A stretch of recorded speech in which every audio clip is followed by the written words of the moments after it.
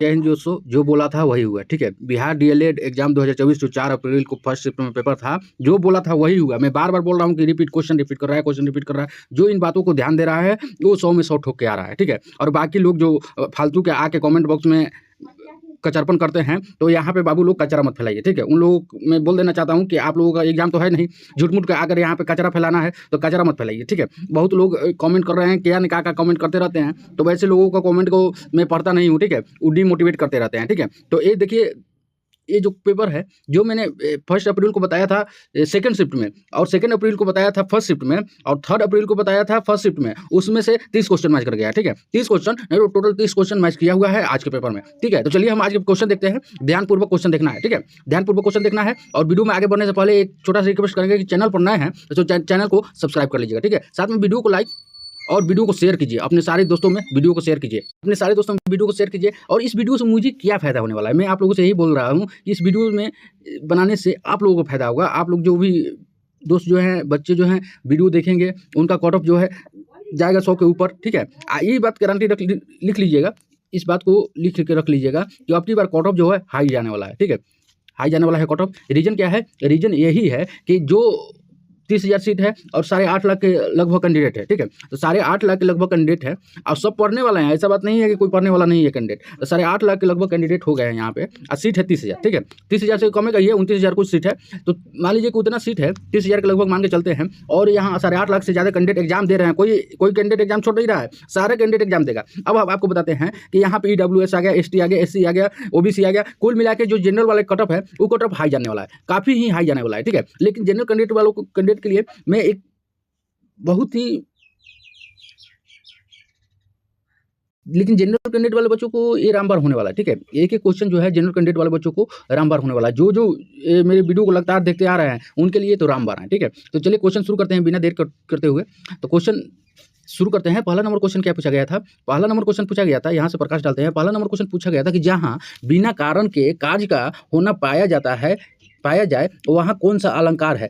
ठीक है, ये विभावना। ठीक है, ये रिपीटेड क्वेश्चन है, अलंकार से रिपीटेड क्वेश्चन आ रहा है। बार बार मैं बोल रहा हूँ, अलंकार से रिपीटेड क्वेश्चन आ रहा है। ठीक है, भले पूछने का तरीका अलग हो, लेकिन अलंकार से डेली 3 से 4 क्वेश्चन पूछ रहा है। ठीक है, अब ये देखिए आगे नंबर क्वेश्चन क्या कर रहा है। आगे नंबर क्वेश्चन था यहाँ पे कि 3 बैर खाती थी, ये 3 बैर खाती है में कौन सा अलंकार है? देखिए लगातार अलंकार का क्वेश्चन पूछ रहा है। ठीक है, तो यहाँ पे यमक अलंकार। ठीक है, यमक अलंकार हो गया। ये सारे क्वेश्चन है ना जो एग्जाम हॉल से निकले हैं बच्चे, उनसे पूछ के तैयार किया गया है। ठीक है, सब क्वेश्चन पूछा गया उनसे कि हाँ कौन कौन पूछा क्वेश्चन आप लोगों के एग्जाम में आया था। ठीक है, तो यहाँ पे देखिए अगला नंबर क्वेश्चन क्या है कि जहाँ उपमेय का निषेध करके उपमान का आरोप किया जाता है वहाँ होता है। तो जहाँ उपमेय का निषेध करके उपमान का आरोप किया जाता है वहाँ क्या होता है? अपहुति अलंकार। अपहुति अलंकार। ठीक है, इसका आंसर हो जाएगा अपहुति अलंकार। देखिए लगातार अलंकार से 3 क्वेश्चन पूछ दिया। ठीक है, अब देखिए आगे क्वेश्चन क्या कर रहा है। आगे क्वेश्चन है कि काव्य की शोभा बढ़ाने वाले शब्द, काव्य की शोभा बढ़ाने वाले शब्द को या शब्द तथा अर्थ की जो विशेषता से काव्य का श्रृंगार होता है कहते हैं, क्या कहते हैं? अलंकार। ठीक है, इसका आंसर हो जाएगा अलंकार। अगला क्वेश्चन क्या कर रहा है? अगला क्वेश्चन कह रहा है कि काव्य में जहाँ किसी विशिष्ट शब्द प्रयोग के कारण सौंदर्य में वृद्धि होती है वह अलंकार होता है। वहाँ कौन सा अलंकार होता है? शब्द अलंकार। ठीक है, शब्द अलंकार। आगे नंबर क्वेश्चन क्या पूछा गया था कि छंद का दूसरा नाम क्या है? छंद का दूसरा नाम क्या है? आंसर हो जाएगा पिंगल। ठीक है, आंसर हो जाएगा पिंगल। छंद का दूसरा नाम क्या है? पिंगल। और देखिए आगे नंबर क्वेश्चन क्या था कि छंद का सर्वप्रथम उल्लेख किस वेद में मिलता है?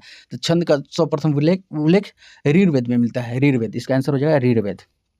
ठीक है, और क्वेश्चन नंबर अगला क्या कर रहा है? क्वेश्चन नंबर अगला है कि जिस छंद के सभी चरणों में वर्णों की संख्या समान होती है और लघु गुरु का कर्म समान हो तो उसे क्या कहते हैं? उसे क्या कहते हैं? वारिक छंद।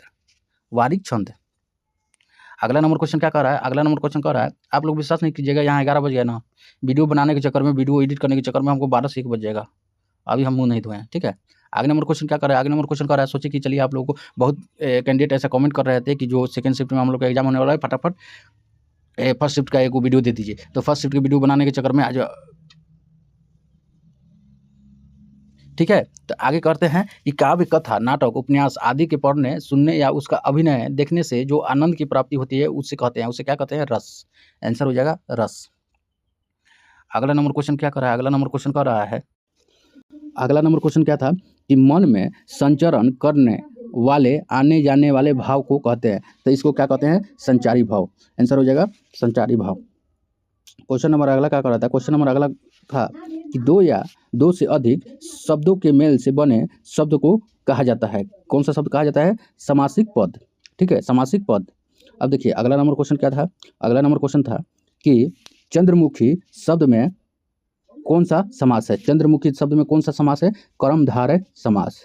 चंद्रमुखी शब्द में कौन सा समास है? कर्मधारय समास। ये रिपीटेड क्वेश्चन है, ठीक है, ये रिपीटेड क्वेश्चन है। आगे नंबर क्वेश्चन क्या था कि उच्चारण में प्रयुक्त संधि का नाम है। उच्चारण में प्रयुक्त संधि का क्या नाम है? व्यंजन संधि। ठीक है, व्यंजन संधि। अगला नंबर क्वेश्चन क्या था? अगला नंबर क्वेश्चन था कि वातानुकूलन का संधि विच्छेद है। तो वातानुकूलन का संधि विच्छेद क्या है? संधि विच्छेद से ध्यान रखिएगा कि 2 से 3 क्वेश्चन संधि विच्छेद से पूछ रहा है। ठीक है, 2 से 3 क्वेश्चन। तो संधि विच्छेद क्या है? वातानुकूलन के वातानुकूल का संधि विच्छेद वात प्लस अनुकूल। ठीक है, आगे नंबर क्वेश्चन क्या कर रहा है? आगे नंबर क्वेश्चन कर रहा है कि मगही किस भाषा उपभाषा की बोली है? मगही जो किस भाषा की उपबोली है? बिहारी। ठीक है, बिहारी। बिहार में ही मगह बोला जाता है। मगध क्षेत्र होता है, उधर चल जाइएगा गया की तरफ, पटना की तरफ, तो वो मगह में आता है। ठीक है, उधर मुंगेर की तरफ चल जाइएगा, मधुबनी की तरफ चल जाइएगा, तो उधर भी काइछे पोछे वहाँ पे उपभाषा का प्रयोग लोग करते हैं। इधर आरा की तरफ चल जाइएगा तो इधर लोग बोलता है कारे नारे जोरे, यही सब बोलता है, काजी हाँ जी। तो यही सब भाषा है। बिहार में भी विभिन्न भाषा है, मगह है, मैथिली है। तो आगे का क्वेश्चन है, आगे क्वेश्चन कह रहा है कि अनुनासिक व्यंजन कौन से होते हैं? अनुनासिक व्यंजन कौन से होते हैं? आंसर हो जाएगा नाक और मुंह से। ठीक है, अगला नंबर क्वेश्चन क्या पूछा था? अगला नंबर क्वेश्चन पूछा था कि सूत शब्द को स्त्रीवाचक बनाने के लिए किस प्रत्यय का प्रयोग किया जाएगा? सूत शब्द को स्त्रीवाचक बनाने के लिए किस शब्द का प्रयोग किया जाएगा? किस प्रत्यय का प्रयोग किया जाएगा? सॉरी, प्रत्यय का प्रयोग किया जाएगा आ। अगला नंबर क्वेश्चन क्या था? अगला नंबर क्वेश्चन था कि अंधकार का पर्यायवाची शब्द है। अंधकार का पर्यायवाची शब्द है आंसर तिमिर। आंसर तिमिर। अंधकार का पर्यायवाची शब्द है आंसर तिमिर। अगला नंबर क्वेश्चन क्या था? अगला नंबर क्वेश्चन था कि मृदुल का विलोम शब्द है। मृदुल का विलोम शब्द कौन सा है? आंसर हो जाएगा रुच। ठीक है, अगला नंबर क्वेश्चन क्या है? अगला नंबर क्वेश्चन था कि जंगल में लगने वाली आग को क्या कहते हैं? जंगल में लगने वाली आग को क्या कहते हैं? दावानल। ठीक है, दावानल। आंसर हो जाएगा इसका दावानल। और क्वेश्चन नंबर अगला क्या कह रहा है? क्वेश्चन नंबर अगला कह रहा है कि वह कौन सा व्यक्ति है जिसने जवाहरलाल नेहरू का नाम न सुना हो? तो कौन सा व्यक्ति है जिसने जवाहरलाल नेहरू का नाम ना सुना हो? तो आंसर हो जाएगा मिश्रवाक। ठीक है, अगला नंबर क्वेश्चन क्या पूछा था? अगला नंबर क्वेश्चन पूछा था कि गागर में सागर भरना का अर्थ है। गागर में सागर भरना का अर्थ क्या होता है? थोड़े शब्दों में अधिक कहना। ठीक है, गागर में सागर। ठीक है, अगला नंबर क्वेश्चन क्या था? अगला नंबर क्वेश्चन था कि प्राचीन भारत का नेपोलियन किसे कहा जाता है? प्राचीन भारत का नेपोलियन किसे कहा जाता है? समुद्रगुप्त। समुद्रगुप्त को प्राचीन भारत का नेपोलियन कहा जाता है। अगला नंबर क्वेश्चन क्या था कि नालंदा विश्वविद्यालय के संस्थापक कौन थे? तो नालंदा विश्वविद्यालय के संस्थापक कौन थे? कुमारगुप्त। कुमारगुप्त जो थे वो नालंदा विश्वविद्यालय के संस्थापक थे। अगला नंबर क्वेश्चन क्या था? अगला नंबर क्वेश्चन था कि बिहार के कौन से स्थान पर गांधी जी ने अपना प्रथम सत्याग्रह किया था? तो आंसर हो जाएगा चंपारण। चंपारण में प्रथम सत्याग्रह किया था। अगला नंबर क्वेश्चन क्या था? अगला नंबर क्वेश्चन था कि बिहार से लोकसभा के लिए कितने सदस्य चुने जाते हैं? बिहार से लोकसभा के लिए कितने सदस्य चुने जाते हैं? आंसर हो जाएगा 40। अगला नंबर क्वेश्चन क्या था? अगला नंबर क्वेश्चन था कि मुजफ्फरपुर, दरभंगा तथा चंपारण जिलों में कौन सी मिट्टी अधिकांशतः पाई जाती है? तो कौन सी मिट्टी अधिकांशतः पाई जाती है? नवीन जलोढ़। ठीक है, नवीन जलोढ़। अगला नंबर क्वेश्चन क्या था? अगला नंबर क्वेश्चन था कि बिहार में 1937 में गठित प्रथम भारतीय मंत्रिमंडल का नेतृत्व किसने किया? किसने किया था? मोहम्मद यूनिस ने। मोहम्मद यूनिस ने। ठीक है, अगला नंबर क्वेश्चन क्या था? अगला नंबर क्वेश्चन पूछा था कि वर्तमान में राज्यसभा में सदस्यों की कुल संख्या है। सदस्यों की कुल संख्या कितनी है? आंसर होगा 245। ठीक है, मैं बार बार कह रहा हूँ कि क्वेश्चन रिपीट कर रहा है। ठीक है, ये कोनो बीपीएससी के एग्जाम नहीं है, नौकरी वाला एग्जाम नहीं है कि क्वेश्चन रिपीट नहीं करेगा। ठीक है, ये एग्जाम एक माध्यम है। ठीक है, डीएलएड में एडमिशन लेने का माध्यम है, तो क्वेश्चन बार बार कह रहा हूँ कि रिपीट कर रहा है क्वेश्चन। ठीक है, तो क्वेश्चन जो देख रहा है वीडियो को अच्छे से क्वेश्चन को नोट कर रहा है, उसको 100 में 100 ठोक के आ रहा है। अगला नंबर है कि बौद्ध धर्म ग्रहण करने वाली पहली महिला कौन थी? तो बौद्ध धर्म ग्रहण करने वाली पहली महिला थी महाप्रजापति गौतमी। महाप्रजापति गौतमी। अब देखिए आगे नंबर क्वेश्चन क्या था कि आगे नंबर क्वेश्चन पूछा था कि संविधान सभा के प्रारूप समिति का अध्यक्ष कौन था? ठीक है, तो डॉक्टर भीमराव अम्बेडकर। ये रिपीटेड क्वेश्चन है, एक बार ध्यान रखिएगा कि ये क्वेश्चन जो है रिपीट किया है। ठीक है, संविधान सभा के प्रारूप समिति का यहाँ पे पूछा है अध्यक्ष। इसमें जो पिछले वाले में पूछा था कि सलाहकार, तो सलाहकार और अध्यक्ष दोनों डॉक्टर भीमराव अम्बेडकर होगा इसमें आंसर, ठीक है। पिछला जो क्वेश्चन पूछा था, हमको लग रहा है कि 2 या 1 अप्रैल को, उसमें सलाहकार पूछा था और इसमें पूछ दिया है अध्यक्ष, तो क्वेश्चन को घुमा दिया है, ठीक है। तो घुमा दिया है तो उसमें कंफ्यूज नहीं होना है, ठीक है। इसमें डॉक्टर भीमराव अम्बेडकर ही होगा, ठीक है। अगला नंबर क्वेश्चन क्या है कि नरेंद्र मोदी सरकार द्वारा एक नीति आयोग किसके स्थान पर कार्यरत हुआ। तो देखिए, जो नरेंद्र मोदी की सरकार जो गठन हुआ उसमें नीति आयोग बनाया गया था, ठीक है। नीति आयोग बनाया गया था, तो नीति आयोग बनाया गया था, तो उसमें नीति आयोग में निर्धारित किया गया था कि उसमें जो भी योजनाएं हैं वो नीति के तहत काम करेंगी, ठीक है। वो नीति के तहत काम करेगी, जिसमें जितने भी विकास करने वाली योजनाएं हैं, जैसे सड़क बनाना हो, वो पुल बनाना हो, ओवरब्रिज बनाना हो, तो जो भी सेंट्रल गवर्नमेंट से जो भी काम होगा वो नीति आयोग के तहत आएगा, ठीक है। तो नीति आयोग तो योजना आयोग के अंतर्गत कार्यरत होगा, तो आंसर हो जाएगा योजना आयोग, ठीक है। इसका आंसर योजना आयोग। अगर आगे नंबर क्वेश्चन क्या है, आगे नंबर क्वेश्चन है कि भारत का आर्थिक सर्वेक्षण निम्नलिखित में से कौन सा मंत्रालय प्रकाशित करता है। देखिए, भारत का आर्थिक सर्वेक्षण जो है वो वित्त मंत्रालय प्रसारित करता है, ठीक है। वित्त मंत्रालय जो है, वित्त मंत्रालय के पास वैसा सारा रिकॉर्ड रहता है वित्त मंत्रालय के पास कि कहाँ से मतलब कितना लोग इस देश में अमीर है, कितना लोग गरीब हैं, कितना लोग गरीबी रेखा से नीचे हैं। इस सारा रिकॉर्ड जो होता है वित्त मंत्रालय के पास होता है, ठीक है। तो आर्थिक सर्वे जो है वित्त मंत्रालय ही करता है, जारी करता है, ठीक है। तो भारत का आर्थिक सर्वेक्षण निम्नलिखित में से कौन सा मंत्रालय प्रकाशित करता है, तो वित्त मंत्रालय। अगला नंबर क्वेश्चन क्या पूछा गया था, अगला नंबर क्वेश्चन पूछा गया था कि विश्वविद्यालय अनुदान आयोग का गठन किसकी सिफारिश पर किया गया। विश्वविद्यालय अनुदान आयोग का गठन किसके सिफारिश पर किया गया था, तो डॉक्टर सर्वपल्ली राधाकृष्णन आयोग, ठीक है। डॉक्टर सर्वपल्ली राधाकृष्णन आयोग के सिफारिश पर विश्वविद्यालय अनुदान आयोग का गठन किया गया था, ठीक है। अगला नंबर क्वेश्चन क्या कर रहा है, अगला नंबर क्वेश्चन कर रहा है कि गंगा नदी की बिहार में लंबाई कितनी है। तो जो बिहार में जो गंगा नदी है, जो बिहार गंगा नदी पर क्या है स्थित है, ठीक है। तो गंगा नदी जो है बिहार में, उनकी लंबाई है 425 किलोमीटर, ठीक है।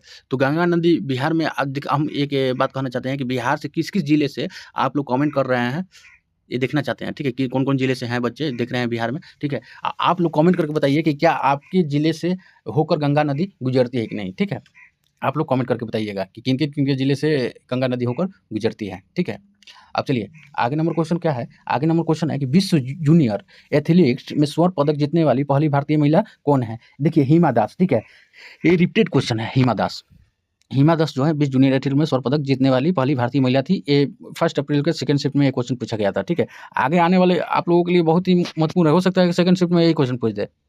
आज जो 4 अप्रैल को एग्जाम होने वाला है उसका सेकंड शिफ्ट में यही क्वेश्चन पूछते हैं। एक एक क्वेश्चन को ध्यान से देखिएगा, ठीक है। कोई नहीं बताएगा, पूरे यूट्यूब पर लिख के देते हैं, कोई नहीं बताएगा, सब गलती सलती बता देगा, उल्टा सीधा समझाता रहता है, यूट्यूब पर बैठल है सब उल्टा सीधा बताते रहता है। तो अगला क्वेश्चन था कि संयुक्त राष्ट्र के पर्यटन निकाय के प्रमुख के पद पर किसे नियुक्त किया गया। तो किसे नियुक्त किया गया था, सुमन बाला को, ठीक है। आगे नंबर क्वेश्चन क्या पूछा था, आगे नंबर क्वेश्चन पूछा था कि संविधान के किस अनुच्छेद में अल्पसंख्यकों के हितों का संरक्षण प्रावधानित है। किस अनुच्छेद में, तो अनुच्छेद 29, आंसर अनुच्छेद 29। अगला नंबर क्वेश्चन पूछा गया था कि अपनी धुरी पर पृथ्वी के घूर्णन की दिशा है, अपनी धुरी पर पृथ्वी की घूर्णन की दिशा क्या है, पश्चिम से पूर्व दिशा की ओर पृथ्वी जो है अपनी धुरी पर घूमते रहती हैं, ठीक है। पृथ्वी जो है स्त्रीलिंग है, पुल्लिंग मत समझिएगा, ठीक है। धरती क्या होती है, माँ होती है, ठीक है। ये भी पूछ सकता है कि पृथ्वी स्त्रीलिंग है पुल्लिंग, तो आप लोग स्त्रीलिंग डालिएगा, ठीक है। आगे नंबर क्वेश्चन क्या पूछा गया था कि रोवर्स कप निम्नलिखित में से किस खेल से संबंधित है, आंसर हो जाएगा फुटबॉल, ठीक है। आगे नंबर क्वेश्चन क्या पूछा गया था, आगे नंबर क्वेश्चन पूछा गया था कि महावीर का जन्म स्थल कुंडग्राम बिहार के किस जिले में है। तो किस जिले में है, वैशाली में, ठीक है, आंसर हो जाएगा वैशाली। आगे नंबर क्वेश्चन क्या पूछा गया था, आगे नंबर क्वेश्चन पूछा गया था कि भारत का प्रथम राष्ट्रीय उद्यान कौन सा है। भारत का प्रथम राष्ट्रीय उद्यान कौन सा है, कॉर्बेट नेशनल पार्क, ठीक है। आगे नंबर क्वेश्चन पूछा गया था कि वर्षा की बूंद की गोल आकृति का कारण है, वर्षा की बूंद की गोल आकृति का कारण है, आंसर हो जाएगा पृष्ठ तनाव, ठीक है। आगे नंबर पूछा गया था कि परमाणु बम का सिद्धांत आधारित है नाभिकीय विखंडन पर। ये रिपीट क्वेश्चन है, ये 3 अप्रैल को सेकेंड शिफ्ट में एक क्वेश्चन पूछा गया था, ठीक है। आगे नंबर क्वेश्चन क्या है कि नींबू खट्टा किस कारण से होता है, सिट्रिक अम्ल के कारण, ठीक है। ये भी रिपीट क्वेश्चन है, ये भी रिपीट क्वेश्चन है। ये 2 अप्रैल को फर्स्ट शिफ्ट में ये क्वेश्चन पूछा गया था कि नींबू खट्टा किस कारण से होता है, सिट्रिक अम्ल। ठीक है, आगे नंबर क्वेश्चन क्या था, आगे नंबर क्वेश्चन था कि मनुष्य के जीवन काल में कितने दांत 2 बार विकसित होते हैं। तो मनुष्य के जीवन काल में जो पूरे जीवन काल में कितने दांत विकसित होते हैं, 20। ठीक है, 20। इसके देखिए यहाँ पर हम समझा देते हैं, जैसे कि देखिए इसीलिए आप लोग कन्फ्यूज हो जाते हैं, इसलिए यहाँ पे बता दिए कि क्वेश्चन घुमा फिरा कर भी पूछेगा। मनुष्य के जीवन काल में 20 दांत 2 बार विकसित होते हैं। ठीक है, जब दांत जो है 32 दांत होता है, पूरे दांत 32 होते हैं। ठीक है, तो उन जैसे दांत उगते रहता है, बचपन में दांत टूटते रहता है, सबको पता है। तो पहले शेष अवस्था में 20 दांत निकलते हैं, जिन्हें दूध का दांत कहते हैं। ठीक है, यही दांत 2 बार विकसित होते हैं। जो 20 दांत निकलता है तो 2 बार विकसित होता है। ठीक है, इनमें से कुछ दांत जो होते हैं क्या क्षतिग्रस्त हो जाते हैं, बचपन में ही क्षतिग्रस्त हो जाते हैं, लेकिन वो बचपन क्षतिग्रस्त हो जाते हैं, उनके जगह पर फिर दोबारा दांत उगाते हैं। ठीक है, यहाँ पे अगला नंबर क्वेश्चन क्या पूछा गया था, अगला नंबर क्वेश्चन पूछा गया था कि इंसुलिन प्राप्त होता है। इंसुलिन जो है डहेलिया की जड़ों से प्राप्त होता है। इंसुलिन जो है डहेलिया की जड़ों से प्राप्त होता है। आगे नंबर क्वेश्चन क्या है, आगे नंबर क्वेश्चन है कि जल की अस्थायी कठोरता का कारण है। जल की अस्थायी कठोरता का कारण है, तो जल की अस्थायी कठोरता के कारण कौन सा है, आंसर हो जाएगा इसका कैल्शियम तथा मैग्नीशियम के क्लोराइड और सल्फेट। कैल्शियम तथा मैग्नीशियम के क्लोराइड और सल्फेट। ठीक है, आगे नंबर क्वेश्चन क्या था, आगे नंबर क्वेश्चन था कि हास गैस क्या है। हास गैस क्या है, आंसर हो जाएगा नाइट्रस ऑक्साइड। हास गैस क्या है, नाइट्रस ऑक्साइड। देखिए जैसे यहाँ पे क्वेश्चन घुमा फिरा के भी पूछ सकता है इससे। ठीक है, तो यहाँ पे देखिए हास गैस क्या है, यहाँ से आप लोग देख सकते हैं कि नाइट्रस ऑक्साइड को हास गैस कहा जाता है। इसे थोड़ी मात्रा में संग लेने पर एक अजीब संवेदना उत्पन्न होती है और मनुष्य हंसने लगता है। ठीक है, पहले इसका उपयोग दांत चिकित्सा में हल्के निषेचक के रूप में किया जाता था। यहाँ पे ये भी क्वेश्चन पूछ सकता है। ठीक है, क्वेश्चन घुमा देगा। ठीक है, कि किस गैस को लाफिंग गैस कहा जाता है। ठीक है, तो यहाँ पर भी नाइट्रस ऑक्साइड होगा। ठीक है, आगे नंबर क्वेश्चन क्या है, आगे नंबर क्वेश्चन पूछा था कि किस वनस्पति खाद्य में अधिकतम प्रोटीन होती है। तो देखिए सोयाबीन जो होता है ना, सोयाबीन में अधिकतम प्रोटीन पाया जाता है। सोयाबीन जो होता है उसमें अधिकतम प्रोटीन पाया जाता है। ठीक है, आगे नंबर क्वेश्चन क्या पूछा गया था, आगे नंबर क्वेश्चन पूछा गया था कि ध्वनि का वायु में वेग अनुमानतः कितना होता है। तो ध्वनि का वायु में वेग 330 मीटर प्रति सेकेंड होता है। ये रिपीटेड क्वेश्चन है। ठीक है, जाकर देख लीजिएगा 3 अप्रैल के फर्स्ट और सेकंड दोनों शिफ्ट में एक क्वेश्चन पूछा गया था। रिपीटेड क्वेश्चन है कि ध्वनि का वायु में अनुमानतः वेग कितना होता है, 330 मीटर प्रति सेकंड। ये रिपीटेड क्वेश्चन है, ध्यान रखिएगा। ठीक है, आगे नंबर क्वेश्चन क्या कर रहा है, आगे नंबर क्वेश्चन क्या कर रहा है कि विटामिन सी का रासायनिक नाम है। विटामिन सी का रासायनिक नाम क्या है, तो एस्कॉर्बिक अम्ल। ठीक है, ये भी रिपीट क्वेश्चन है। ये रिपीट क्वेश्चन है जो पूछा गया था 1 अप्रैल को फर्स्ट शिफ्ट में एक क्वेश्चन पूछा गया था, विटामिन सी का रासायनिक नाम क्या है, एस्कॉर्बिक अम्ल। ठीक है, तो एक सारा क्वेश्चन रिपीट हो रहा है, बार बार हम कह रहे हैं कि सारा क्वेश्चन रिपीट हो रहा है। इसी से क्वेश्चन घुमा फिरा के पूछा था 3 अप्रैल को। ठीक है, विटामिन सी से ही तो घुमा फिरा के क्वेश्चन पूछा था 3 अप्रैल को। ठीक है, यहाँ पर देखिए विटामिन सी एस्कॉर्बिक अम्ल है। यह जल में घुलनशील तथा काव्य रोग विरोधी विटामिन है। इसकी कमी के कारण इस काव्य रोग हो जाता है। इस रोग में मसूर से खून निकलने लगता है, दांत ढीले होने लगते हैं और रक्त वाहिकाओं की दीवार कमजोर हो जाती है। थायमिन विटामिन B1 का रासायनिक नाम है। ठीक है, यहाँ पे 2 क्वेश्चन पूछ सकता है। ठीक है, इसी से संबंधित कि विटामिन देखिए यहाँ पे पूछ देगा कि किस रोग से दांत ढीले होकर गिरने लगते हैं। ठीक है, तो यहाँ पे इसी का आंसर हो जाएगा। ठीक है, कि किस रोग से विटामिन डी जो दांत ढीले होकर गिरने लगते हैं, तो थायमिन। ठीक है, विटामिन B1। ठीक है, यहाँ पे अगला नंबर क्वेश्चन क्या पूछा था, अगला नंबर क्वेश्चन पूछा था कि दूर दृष्टि दोष निवारण के लिए काम में लेते हैं। देखिए दूर दृष्टि जो रिपीटेड क्वेश्चन है, बार बार कह रहे हैं कि रिपीटेड क्वेश्चन है, उत्तर लें। ठीक है, ये रिपीटेड क्वेश्चन है कैसे, अब आप लोग देखिए कि दूर दृष्टि दोष जो है वो पिछला जो 2 अप्रैल को एग्जाम हुआ था सेकंड शिफ्ट में, उसमें क्या पूछा था कि निकट दृष्टि दोष। तो निकट दृष्टि दोष में अवतल लेंस और दूर दृष्टि दोष में उत्तल लेंस। ठीक है, यहाँ पे इसलिए हम दे दिए हैं, यहाँ पे पढ़ के सुना भी देते हैं कि दूर दृष्टि दोष को दूर करने के लिए उत्तल लेंस का उपयोग किया जाता है। इसके विपरीत निकट दृष्टि दोष को दूर करने के लिए अवतल लेंस का उपयोग किया जाता है। आप लोग बार बार ये पूछ रहे थे। ठीक है, कि हम लोग को पूरा क्वेश्चन करा दीजिए। ठीक है, तो आज मैं कोशिश करूँगा कि पूरा क्वेश्चन आप लोगों को दे दूँ। ठीक है, अगला नंबर क्वेश्चन क्या था कि शुष्क बर्फ है। शुष्क बर्फ कौन सा है, कार्बन डाइऑक्साइड। ठीक है, कार्बन डाइऑक्साइड। तो इसमें देखिए, इसमें यहाँ पे नीचे लिखा है, हम लिखे हैं। ठीक है, यहाँ पे क्या है लिखे हैं, तो देखिए इसलिए लिखे हैं कि इसी से संबंधित 2-3 क्वेश्चन और भी आ सकता है। ठीक है, इसी से संबंधित होगा।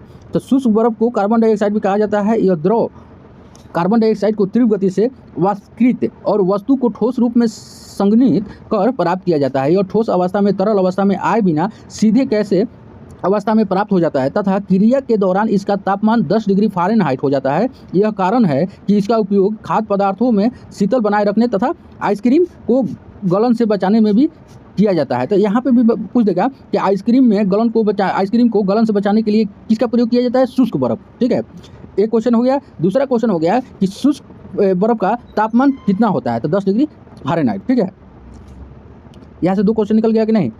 अब देखिए अगला नंबर क्वेश्चन क्या पूछा था? अगला नंबर क्वेश्चन पूछा था कि धोने वाले रासायनिक सूत्र है, धोने वाले सोडा का रासायनिक सूत्र नाम क्या है? Na2CO3। ये रिपीटेड क्वेश्चन है, आप लोग देख लीजिएगा, रिपीटेड क्वेश्चन। ठीक है, अगला नंबर क्वेश्चन क्या था कि मनुष्य में खून की,